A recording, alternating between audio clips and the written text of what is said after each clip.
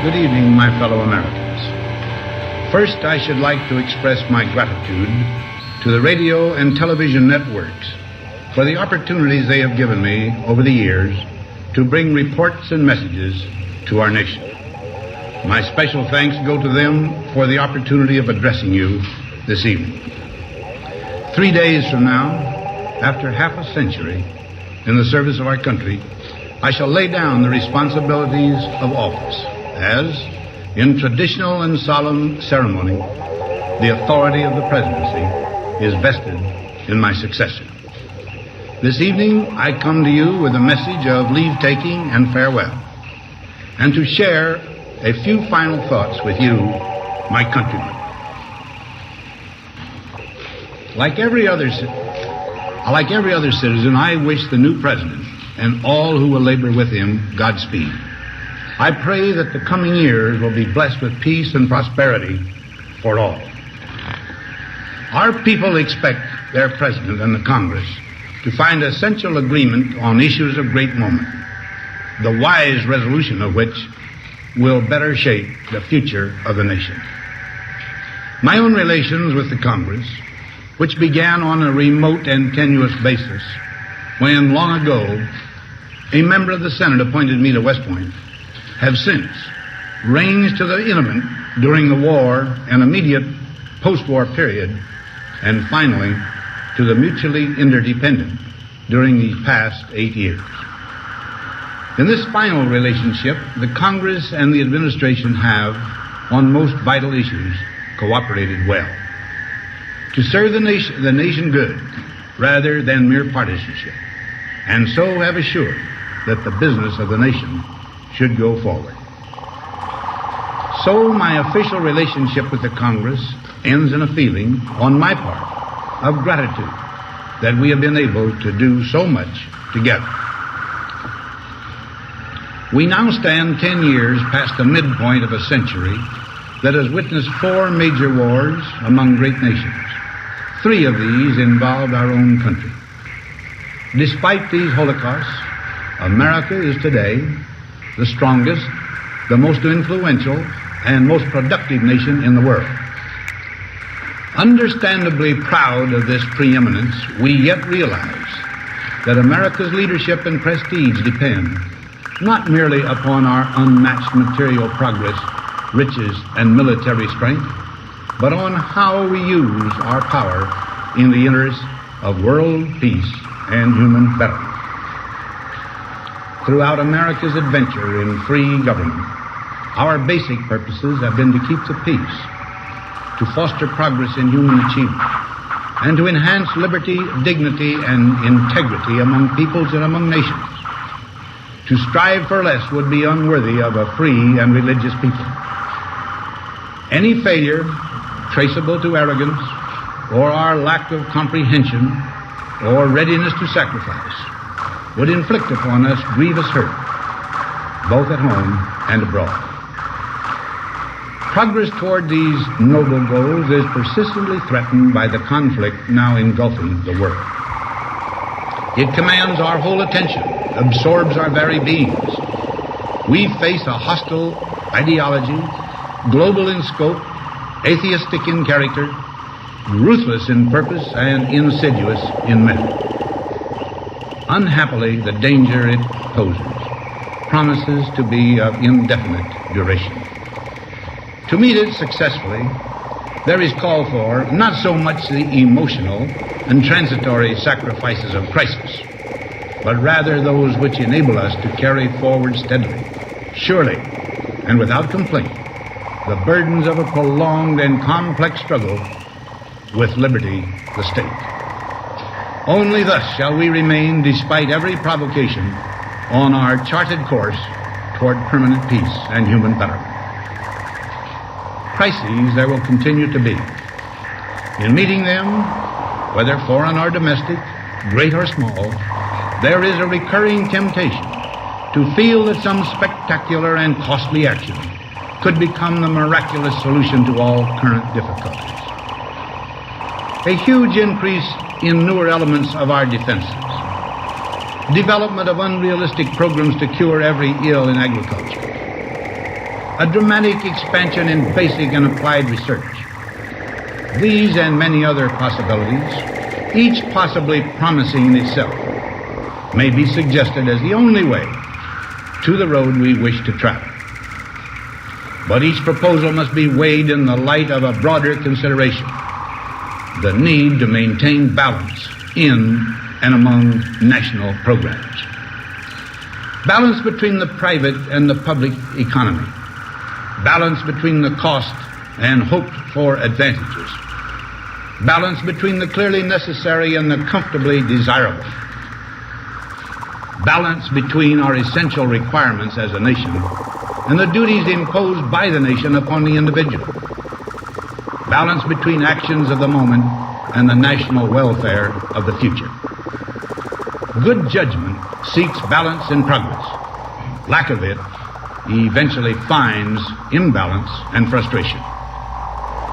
The record of many decades stands as proof that our people and their government have, in the main, understood these truths and have responded to them well in the face of threat and stress.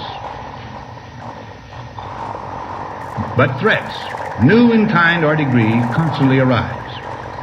Of these I mention two only. A vital element in keeping the peace is our military establishment. Our arms must be mighty, ready for instant action, so that no potential aggressor may be tempted to risk his own destruction. Our military organization today bears little relation to that known of any of my predecessors in peacetime, or indeed by the fighting men of World War II or Korea. Until the latest of our world conflicts, the United States had no armaments industry. American makers of plowshares could, with time and as required, make swords as well. But we can no longer risk emergency improvisation of national defense. We have been compelled to create a permanent armaments industry of vast proportions. Added to this, 3.5 million men and women are directly engaged in the defense establishment. We annually spend on military security alone more than the net income of all United States corporations. Now, this conjunction of an immense military establishment and a large arms industry is new in the American experience. The total influence, economic, political, even spiritual, is felt in every city, every state house, every office of the federal government. We recognize the imperative need for this development, yet we must not fail to comprehend its grave implications. Our toil, resources, and livelihood are all involved. So is the very structure of our society. In the councils of government, we must guard against the acquisition of unwarranted influence, whether sought or unsought, by the military-industrial complex. The potential for the disastrous rise of misplaced power exists and will persist. We must never let the weight of this combination endanger our liberties or democratic processes. We should take nothing for granted. Only an alert and knowledgeable citizenry can compel the proper meshing of the huge industrial and military machinery of defense with our peaceful methods and goals, so that security and liberty may prosper together. Akin to and largely responsible for the sweeping changes in our industrial military posture has been the technological revolution during recent decades. In this revolution, research has become central. It also becomes more formalized, complex, and costly. A steadily increasing share is conducted for, by, or at the direction of the federal government. Today, the solitary inventor, tinkering in his shop, has been overshadowed by task forces of scientists in laboratories and testing fields. In the same fashion, the Free University, historically the fountainhead of free ideas and scientific discovery, has experienced a revolution in the conduct of research. Partly because of the huge costs involved, a government contract becomes virtually a substitute for intellectual curiosity. For every old blackboard, there are now hundreds of new electronic computers. The prospect of domination of the nation's scholars by federal employment, project allocations, and the power of money is ever present and is gravely to be regarded. Yet in holding scientific research and discovery in respect, as we should, we must also be alert to the equal and opposite danger that public policy could itself become the captive of a scientific, technological elite. It is the task of statesmanship to mold, to balance, and to integrate these and other forces, new and old, within the principles of our democratic system, ever aiming toward the supreme goals of our free society. Another factor in maintaining balance involves the element of time. As we peer into society's future, we, you and I, and our government, must avoid the impulse to live only for today, plundering for our own ease and convenience the precious resources of tomorrow. We cannot mortgage the material assets of our grandchildren without risking the loss also of their political and spiritual heritage. We want democracy to survive for all generations to come, not to become the insolvent phantom of tomorrow. During the long lane of the history yet to be written, America knows that this world of ours, ever growing smaller, must avoid becoming a community of dreadful fear and hate, and be instead a proud confederation of mutual trust and respect. Such a confederation must be one of equals.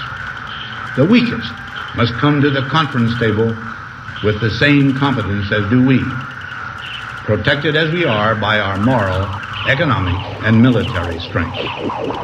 That table, though scarred by many past frustrations, cannot be abandoned for the certainty agony of the battlefield. Disarmament with mutual honor and confidence is a continuing imperative.